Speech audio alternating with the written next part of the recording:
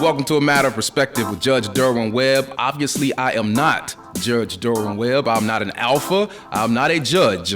I'm Ricky Jones sitting in for the good judge as he takes a little bit of time off to try to solve the mystery of the coronavirus and other ills of the universe. And I'm happy to be here this week with my great friend, the legendary, I say legendary, lawyer and Kentuckian Marc Murphy. So good to see you again, dear brother. How you doing, doctor? Look, man, I want to read you something. I don't know if you've read this because I'm sure your company put it up, and I didn't want to do a full intro because I want people who are not familiar with you to kind of ease in to who you are, this Renaissance man, a man I call the crossover king. This is why. This is what your company says about you, all right? It is Stites and Harbison, one of Louisville's most prestigious law firms. As chair of Stites' White Collar Practice Group, and a member of the firm's class action practice group, Mr. Marc Murphy's practice consists of representing individuals and corporations in complex commercial litigation and white-collar criminal matters such as antitrust, environmental crimes, healthcare fraud, and tax fraud. He defends individuals in high-profile general criminal matters and accepts appointments by the court for indigent representation as a public service. He has substantial experience in federal and administrative litigation and in federal and state grand jury investigations. So you are a lawyer. I am a rather high-powered lawyer, correct? I don't know about the high-powered part of that, but yeah, I practice law. I don't know who wrote that. I owe them lunch, obviously. But you're also a political cartoonist. Now, please tell me, how do you put those two things together? High-powered lawyer by day, political cartoonist by night. How'd that come about? Well, they're generally unrelated. However, there's a symbiotic relationship there, too. It came about because I had been in politics. I grew up being very interested and concerned about the political world, held political office, ran for and lost political office. What office did you hold? Commonwealth's attorney. I was the chief prosecutor here in Louisville, right. Kentucky. Became quickly advised of the fact that to stay in political office as a career, I'd have to spend a lot of time on the phone asking people for money, which I knew that I was going to be really bad at. I was already bad at it, and I was going to get worse at it. And also, I didn't want to define myself. I didn't want to limit the things that I could do. But when I got out of politics and just began to practice law full time, something was missing, for sure. Fortunately, for better or worse for the community, there was also something missing at the Courier-Journal, and that was they didn't have a political cartoonist at the time. So thought, if not me, then who? Practiced a little bit, did some drawings, and took them down there. They liked what they saw, and they asked me if I could do more, and that was 13 years ago now, and I've been doing them 5 days a week ever since. Now, you, both locally, statewide, probably nationally, at this point, you're a well-known political cartoonist. Has it gotten, and there are probably some people, like some people know me more as a writer than a college professor.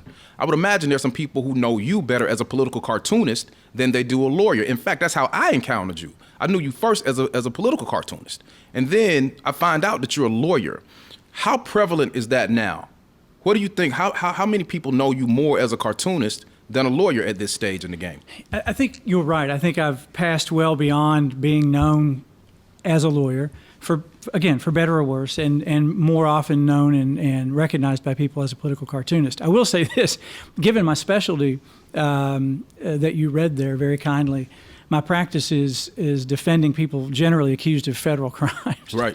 So as you can imagine, the people that I represent don't do a lot of talking about the fact that I've represented them. Again, I'm lucky. I don't have a lot of repeat clients either. And so it's a closed, it's almost inside baseball. The practice that I'm in, I love the practice that I'm in. But there's a relatively small number of people who do what I do. You know, there's a lot of plaintiffs' lawyers out there, for instance, and that's good. People need representation. There's a lot of people who represent businesses and do their contracts and do their mergers and acquisitions. We got to have that to go forward as business. There aren't that many people who me and my colleagues, people who I work with from other firms and other places in the state, when we need to gather, when we need to put the band back together and represent 6 or 7 defendants, for instance, there aren't many of us that we all trust and rely on to call. So it's a closed group. Also, when you think about doing the political cartooning for the state's largest newspaper, people are going to get to know that. It has happened, and it's begun to happen more frequently, where I've been in court, if I go out in the state in court, or even sometimes here in the state, and somebody will see my name. And in the middle of our conversation, very serious conversation, life and death over somebody's... They're like, wait a minute, what are you doing here practicing law? Aren't you a damn cartoonist? Right? You're that clown. And I usually have briefed my clients ahead of time that could happen, that they weren't referring to the motion I just filed. Right. Yeah. Right. But, look, I think it would be remiss of me not to bring up the fact you don't just represent these high-powered people, right, who are dealing with these, incredible crimes. You also take cases for the indigent. That is, people who can't afford attorneys. So you pay attention to class and that shortcoming, but also in your cartoons especially, and I would imagine in your approach to the law, certainly in your approach to the world, you take on race and racism head on. Now, please tell me, man, because I always wonder about this, because I'll never be in this position.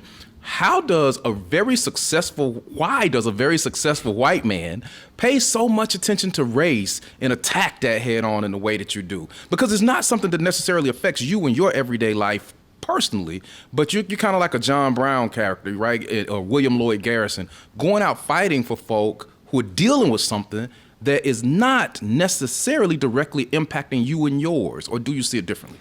Well, I see a difference between me and the individuals you cited. That's undeserved high praise, and I appreciate it, Ricky. I think it's real. Well, I would answer your question by asking a question in response. Is I honestly can't understand why other people in my position don't do that. This isn't a strategy. I didn't wake up one morning and think, you know what my next project is going to be? You know what I think I need to focus on, almost as if it was a hobby? That's not how this happened. I've always felt this way. I've always understood that there was just base injustice in the way that the country was being run. I don't think that you can walk around as a living, sentient human being of any color and not see that that was the case. It's more obvious now that we have video cameras, for instance. It's more obvious that people have cameras on every phone that they use. But this has been happening. We had the opportunity for generations to learn that this was going on. But as some of my other friends who have educated me about this, and I need to give those people credit, and I will in a second, the education that the average American, white or black, and I don't know who it's more tragic for, the young black children or the young white children, but the average education that a young American gets in the United States through this day. And now we have a president saying that we need to make it a patriotic education, and we need to stop talking about this 1619 project. Right. What's that all about? Because it's fundamentally racist, right? Right. We're going backwards is what his intentions are. And I don't know whether this episode will air before or after the election. It'll be interesting to see what happens there. But the education that I received in an ordinary, very fine, basically rural Kentucky school taught me nothing about our true history and who created the wealth in this country and who was deprived of that wealth, first as a matter of slavery and then through legislation and then through more subtle, even non-legislative means like zoning, like redlining, and like things like that. I can say that I've always been a fan of history. Within that, I've always been a fan of sports history. And so even as a young kid, I learned and paid attention to the fact that my earliest, as a 10-year-old collecting baseball cards, you could turn over the average Topps baseball card. I know you're a much younger man than me, but the average Topps baseball card you could turn over, and it would incidentally say that so-and-so played in the Negro Leagues until 1966.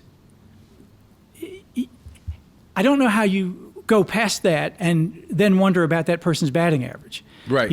And so from a very early time, when I was 9 years old, Carlos and Smith raised their fists at the 1968 Mexico City Olympics and were kicked off the Olympic team. Yeah. Not only were they not applauded, they were kicked off the Olympic team and sent home the next morning. And struggled mightily once they got back to the States. Struggled mightily. As a college professor, I know you understand that I think it was Tommy Smith that became a track coach at Oberlin. Yes. Got into the college sports world there. My point is, it was always out there to learn. I was receptive to it for reasons that probably can't be explained. In more recent times, as I've become more aggressive on these particular matters, it's because of people like you. I credit social media. I don't have to attend one of your classes, although I have and I enjoy it. Yeah, you have. I don't have to attend one of your classes and read the books that you're assigning to your students, although people should, especially your students. I don't have to go to the library or rent a movie. All I have to do is read my feed. If I follow you, if I follow Sadiqa Reynolds, if I follow Ashanti Scott or her mother, State Representative Attica Scott, if I follow Shamika Parrish Wright, Charles Booker, they're there on my feed next to all the other things that I would otherwise be reading, telling me the truth. They're reporting. They're not only are people like that modern civil rights heroes, but they're also broadcasting live and in person, literally from Injustice Square, right. But also metaphorically when you have a state representative, a duly elected Democratic state representative like Attica Scott, trying to get passage of Breonna's law here in the state legislature in Kentucky, and she can't even get her other Democrat representatives, even from Louisville, to sign on to the bill. Let me work with that a little bit, and I hadn't planned on this, for folks watching. We were the Renaissance man, the crossover king, Marc Murphy, basketball enthusiast. You still coach basketball. I do. I think you go out, you do it gratis for a lot of kids in the community. You're a sports fanatic just like me. You went to big sports schools, went to undergraduate school at Notre Dame, if I'm remembering correctly, then go to law school at the University of Louisville. Sports factories. I'm not even going to ask you who you root for when those schools play one another. But you brought something up very interesting when you talk about Attica Scott, and this certainly goes beyond Attica Scott, how she struggles to get her Democratic compatriots to even lock arms with her when she's trying to pass some type of legislation to move the state forward. Where do you think the Democratic Party is right now? I mean, we need to talk about that. Certainly we're up against another election, the most consequential election of our lifetimes, right? Certainly people always say it's the most consequential election of our lifetimes when they're involved in those elections. But we know what the Republican Party is right now. You're hard on it. I want to work back to that later. But the Democratic Party, where do you see the Democratic Party now? Because some have made the argument that it's milquetoast. It doesn't give anything that anybody can vote for. They simply, kind of run out of fear and say, hey, if they're honest, if somebody gave the Democrats truth serum, they say, hey, we suck. We're terrible. But those other dudes are worse than us, so vote for us. Is that how you see them? Yeah, I see it. I think it's worse than that. I'm a registered Democrat, but you know that I post my cartoons before I publish them. I send them to the Courier-Journal to be published. I post them on my own social media, and it's nice. Sometimes my fans help me fix spelling, or the comments, more reasonably, the comments that I get overnight that I'll scan through in the morning. Let me know how this cartoon's going to hit, whether I've hit my mark, whether I've made the right people angry, or whether I've just stirred a hornet's nest that was unnecessary and silly of me to do. I can tell you that, and I am hard on the Republicans. No longer. You pull no punches with them. Well, no longer, in my opinion, a legitimate political party in the United States of America. I think they waived that within the last 3.5 or so years. For reasons that we can talk about. But so when I write about the Republicans, generally speaking, and I never unfriend anybody, I don't have a curated social media feed. I let people join, and when I run out of time or numbers, people have to decide to leave, and they often do on their own, as you can imagine. I'm sure that happens to you too. I know what that feeling's like, bro. Right. when I complain about Republicans, everybody's all rah, and they're with me because generally speaking, the people that are going to punch follow on my social media feeds are generally going to feel the way I do. But let me tell you, when I criticize the Democratic Party and when I criticize Democratic Party candidates, when I criticize our former Democratic Secretary of State who ran for the United States Senate several years ago against Mitch McConnell and refused to say while Barack Obama was the President of the United States that she even voted for Barack Obama. My point is this.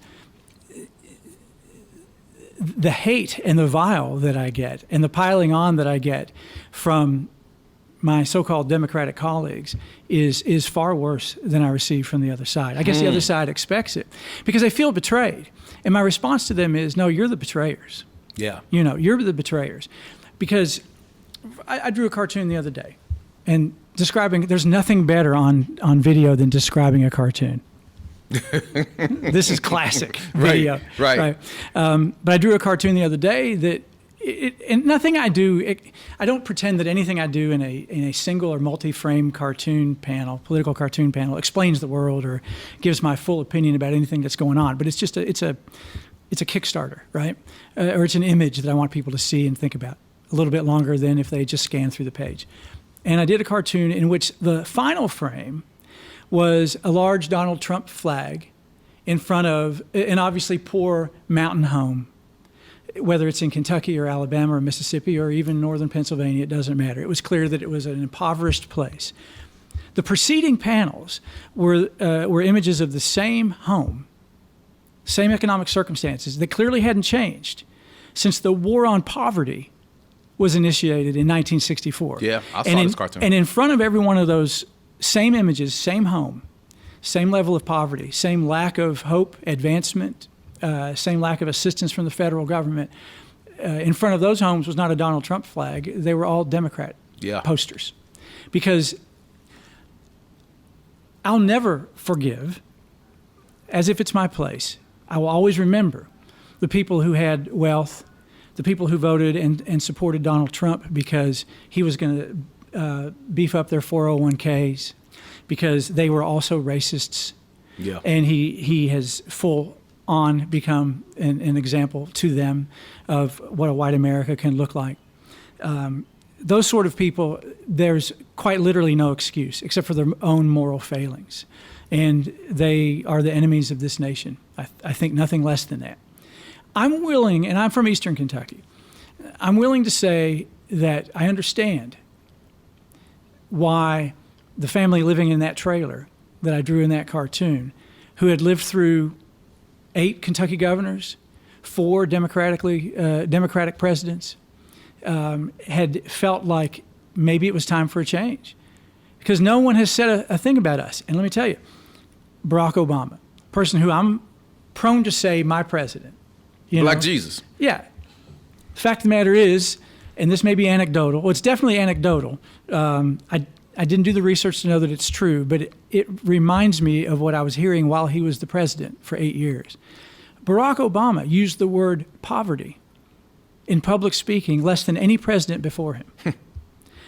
My point is... And drone bombed people overseas more than any president before him. More than any president before. Now, would I rather have Barack Obama as a third-term president than Donald Trump as a first-term president? Absolutely. Of course. Would it have been worth a change of the Constitution to do that? Yes. Because whatever happens in this next week is going to dictate, in a lot of ways that other people have talked about at length, the direction of this country. Don't you think, Mark, since we're on this line of questioning, I got a number of other things I want to get to with you, that the Trump analysis is a little bit deceptive? Because Trump is clearly a maniac. Let's be real. I mean, as you don't think that the Republican Party is a viable party anymore, he was certainly not a person that held the attributes or holds the attributes to be the president of the United States. But if you're making an argument about a John McCain or Ronald Reagan or even a George W. Bush at this point, and certainly his father, H.W. Bush, in comparison to Big Bill Clinton, Barack Obama, and the actual outcomes, or Jimmy Carter, and the actual outcomes for poor people, the actual outcomes for people of color, suffering black people, and even with a Joe Biden, who's been a politician all of his adult life, when you look at the actual outcomes, I think you're on to something with the conversation. we need to have a conversation about where the Democratic Party is falling, where the Republican Party is falling, and is this system itself designed to really speak to the suffering of the masses of people? I mean, in a country where the top 1% of the people control almost half the wealth, the top 10% control over 90% of the wealth, whether the president is Democrat or Republican. That's a conversation that people don't seem to want to have, and they think if they, turn Donald Trump out, everything is going to be okay. And you're having a more nuanced conversation, correct? Well, I think it's more than, as you suggest, that neither party or the outcome has been the same for people who are poor, regardless of the party. But I think worse than that, putting aside, which is easy to do because it's always done, the issue of poverty. Say that everybody was a middle-class person in the United States. Let's say that everybody going into this pandemic had a job and had the ability to pay for some level of child care for their children and things like that. The parties, both of them, have failed the United States so badly to this point that we were probably we were definitely among, and we may have been the worst developed nation on the entire planet prepared to deal with this pandemic. We had to send people back to work because there was no guaranteed basic income. Right. We had to send people back to work because we tie insurance, health insurance, to people's jobs. No one had any savings because of the wealth gap. And so as a result of all of those things, the only people, the perfect metaphor of that, of course, was the President of the United States getting socialized medical care at Walter Reed Hospital. Right. And leaving the hospital in 3 days. And then coming back out and campaigning to people who are agreeing with him that guaranteed basic income, which he has, because he got that from his father. It's no good because it's socialism. Yeah, that's socialism. That healthcare is socialism. Yeah.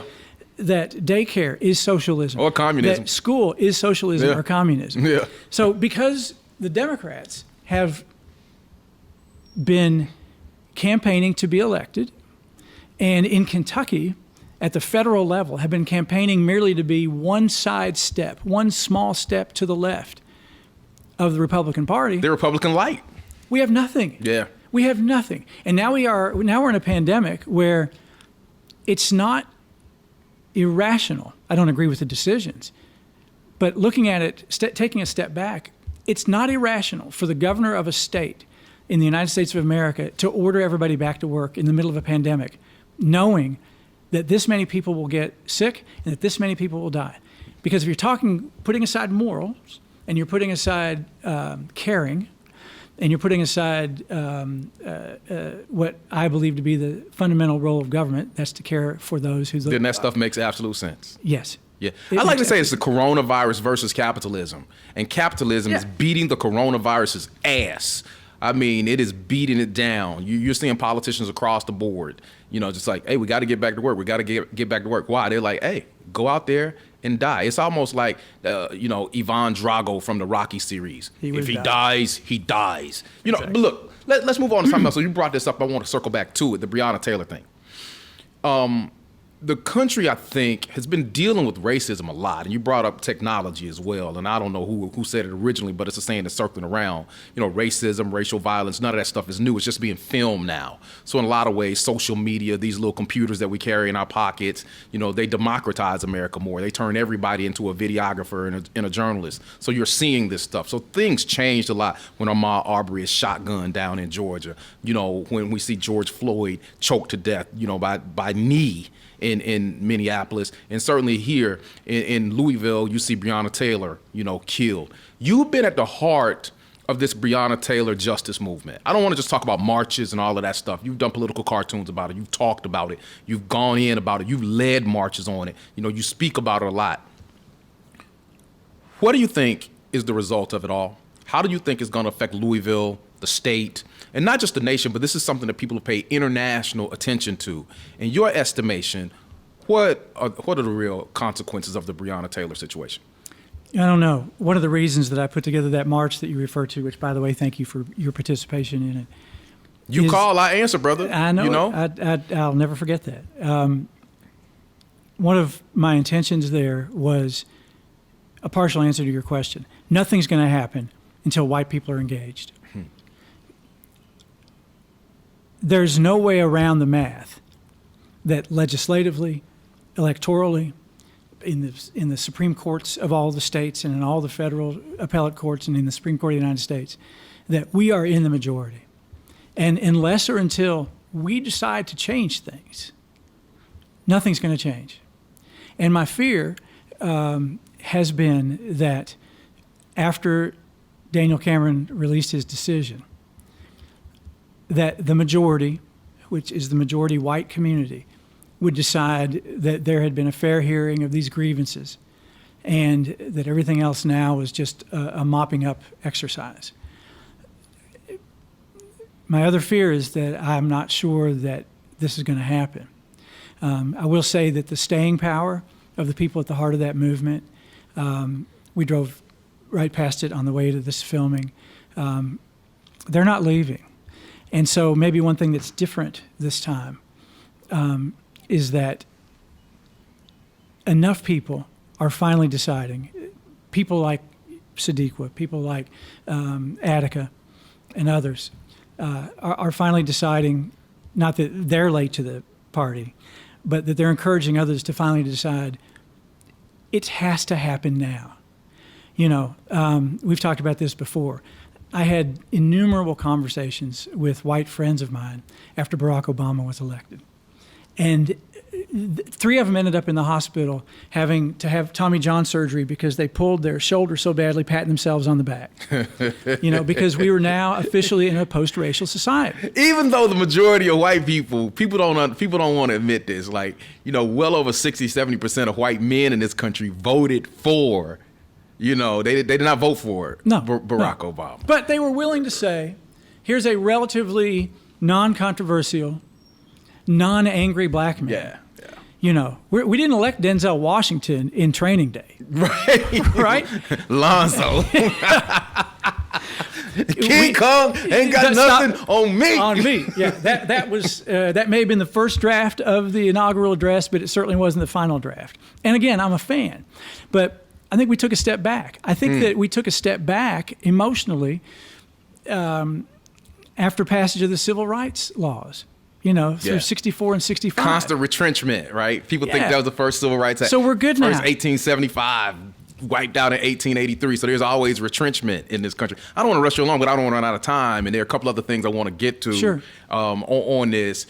You know, you brought him up. You brought Daniel Cameron up. You've held public office, as you said, Commonwealth's attorney. He obviously is the attorney general. You've kind of taken him on. You pull no punches with Daniel Cameron. Why? What do you see as the major problems with him? Boy, I really didn't want to either. You also know that we were friends and that he worked with me at my law firm. And he's one of my old students. I taught him a class. Yeah. In which he clearly did not listen. This is what I said. They need to read those books. Right. I really wanted the best for him. Yeah, I think we all do. Or did. I believe, well, I've been stunned. I've been stunned with not only his full, to me, unquestioning, I'm not in private rooms in conversations with him and Mitch McConnell, but the evidence is unquestioning acceptance of that agenda, where it's take no prisoners, and you know, one of the things that the Democrats have done that has quite unfortunately resulted in their losses has been that the Republicans won't play fair. Of course and the Democrats tend to play fair. You can say what you want to, but they tend to play fair. And you're always going to lose that fight. Play a pickup basketball game where everybody's calling their own fouls, but you never call a foul. I always cheat, baby. You know, I tell people all the time, I don't fight like you do. But let me ask you this more, because this fascinates me with you. This fascinates me with you. It fascinates me with others with regards to Daniel. It's like you didn't know who and what he was when it seems to me he was upfront about what he was. He told you that Mitch McConnell was like a father to him. He told everybody that. Everybody knew that. I've been hard on the black community. I'm like, you better stop celebrating people just because they're black. Oh, yeah, I remember the black community celebrated Clarence Thomas just because he was black and getting on the Supreme Court. And he has given it to him now for coming up on decades. So well, 4 decades now, because that was the early 90s. I was in college when Clarence Thomas was confirmed. Why are you surprised with what Daniel Cameron has done when he has told you that Mitch is his guy? And you can tell a lot about people from their mentors, right? If you can't know about Thurgood Marshall if you don't know about Charles Hamilton Houston. So if you know Mitch McConnell, you know Daniel Cameron. I think that Mitch is cultivating Daniel in a Get Out type of plot where he's gonna send Daniel to the sunken place and he's gonna take over his body and then run for Senate again in Daniel's body, and he might get elected in Kentucky. Somebody better make sure he doesn't drink any tea. Why are you surprised, Mark? Why were you surprised by anything that Daniel's done? Because I wasn't surprised. I base my disappointment, I base my surprise, and I base my concern about the future in this whole picture here on my respect for the Constitution of the United States. And my respect because I've been a prosecutor in 3 different jurisdictions. Federally, as a JAG officer in the Army in Indiana, and as the Commonwealth's attorney here in Louisville. And my esteem for, respect for, and for the role of the prosecuting attorney in the system of justice. You know, first of all, it starts with how I feel about what the American system of justice can be. Secondly, and this is my legal training, and this is, of course, my career and what I've done for all these years, now almost, I guess, nearly 40 years. Politics aside, how you got elected aside, there comes a point in time when justice has to be the thing you are concerned about. No, for you, there comes a time when justice has to be the thing that you're concerned about. I think you already answered my question. You already said the guys from that crew, they don't play fair. They're like the Oakland Raiders from the 70s and 80s, man. They will do anything to win. And I don't think if people don't catch up with that, they just don't get it. And look, my thought is this, man. Mitch McConnell, you know that old saying, the good die young? If the antithesis of that, the opposite of that is true, Mitch McConnell may very well be immortal, and Daniel going to be alive with him. We're going to run out of time. I want to get a couple more things as we're talking about Mitch. You're a Kentucky boy. You love Kentucky, right? You spent the majority of your life in Kentucky. Now, you know this. Here's my theory. On election night, November 3rd, if the polls close at 6, the state is going to be called for Donald Trump at 5:59. And they're going to announce that Mitch McConnell has been reelected at 6:01. Not just because the Democrats, once again, from the state have put forward a terrible candidate, but it seems to me, as much as people want to criticize Mitch McConnell, he has been in office in this state since I was in high school in Atlanta. It seems to me that Kentuckians love Mitch. What does that say about this state? I'm sorry I threw you a curveball. It's a good question. I'm a transplant. I'm not a native. Yeah, it's a good question. Kentuckians get upset with me about it, but it seems to me that Mitch is Kentucky and Kentucky is Mitch. You know, he's done an excellent job of, well, first of all, I don't think that you have to love a United States senator. You think about all the senators who've had long terms in their states, especially where they're safe states. You know, Kentucky is going to be reliably for a conservative forever. And so he was that person. He's done a good job. You know, I was born in West Virginia, actually. And you drive through West Virginia right now, and you can't drive 10 minutes without seeing the Senator William Byrd thing, where he has built a multi-million-dollar jobs project unnecessarily somewhere in the hills of West Virginia that could be anywhere else, is probably more properly somewhere else. I'm sure there's a study of Arctic ice that's being funded in West Virginia that Senator Byrd got for that state. Now, here's Mitch McConnell, and he talks about it's a political era right now. We are in political times, and so he's going to use his commercials to talk about I don't know what he's done for Kentucky. So he's not been Byrd. You know, he's not been this guy that has bought votes by bringing the pork back to Kentucky. I think he's done a really perfect job of laying low and being almost invisible, except where it matters. His play was to gain national prominence. And he has. So are you making an argument? We could do a whole episode on this, so we don't have time for it. But are you making an argument that Mitch McConnell has rose to this level of power, and he may be the most powerful politician, including the president in the country right now? I think there's no question about that. By laying low? Yes. Is that what by you're laying low in the state By laying low in the state. and going hard in the Senate. Nobody has given me a good answer on why Kentucky loves Mitch so much. But if Kentucky indeed is Mitch, Kentucky's got to deal with what it is and what it is going to be as it moves into the 21st century. That's a hard conversation for Kentuckians to have, because a lot of us who are not Kentuckians are probably going to be making our exit pretty soon. Well, there you go. You know. There's one other thing about Mitch. I think it's a different thing to say that Kentuckians love Mitch McConnell than to say that they keep electing Mitch McConnell. The other thing that's at play here, and it's, he's the author of campaign finance laws that allow him and everyone else to spend whatever the heck they want to get elected. And one thing about running against Mitch McConnell, you know, and you've known this for the last 6 terms, that he'll spend any amount of money. Well, 3 things. He'll have all the money he needs. He'll spend all of that money to defeat you, and he will lie about you. Well, of course.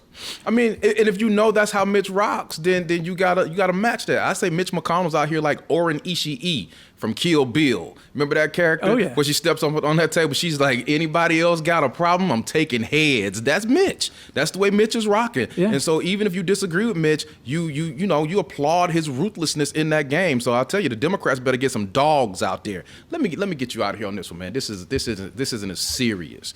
Now, Daniel Cameron, unfortunately for Daniel Cameron, if he likes barbecue, he will never, ever, ever have barbecue at a black barbecue again.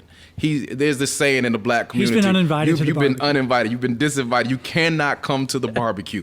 But for you, Marc Murphy, Renaissance man, crossover king, talking about your dribble and going from lawyer to cartoonist, white man to black brother, you can walk up into any black barbecue in the city of Louisville. People will know who you are. They will love you and they will feed you. How does that feel? It feels really good. I don't know if it's true, but It is absolutely true. But it feels really good. I appreciate you saying that. Well, hopefully, your white friends will not disinvite you from whatever white people do that's the equivalent of black barbecues, because you tell them you can bring them along, because in the black community, you can bring somebody along if you vouch for them. Look, man, I love you. It's always good to see you. I hope you get better. You had that hip surgery, so you rolling around here with that skeleton cane, looking like the coolest dude that just had hip replacement surgery in the country. Keep doing the important work that you do, and if you ever need me, I'm sure Judge Webb will say the same. You ever need him, reach out anytime you want to. You can certainly join me on my radio show if you want. You can join Judge Webb, and you can always come to my house to drink a little bit of bourbon and share my lamentations about where this country and this world is going. Love you, man. I look forward to it. I love you too. I appreciate you having me. Y'all, this has been A Matter of Perspective with Judge Derwin Webb. Get well. Brother Webb, I'm Dr. Ricky Jones, hanging out with my friend, our dear brother, Marc Murphy. We'll see you next time.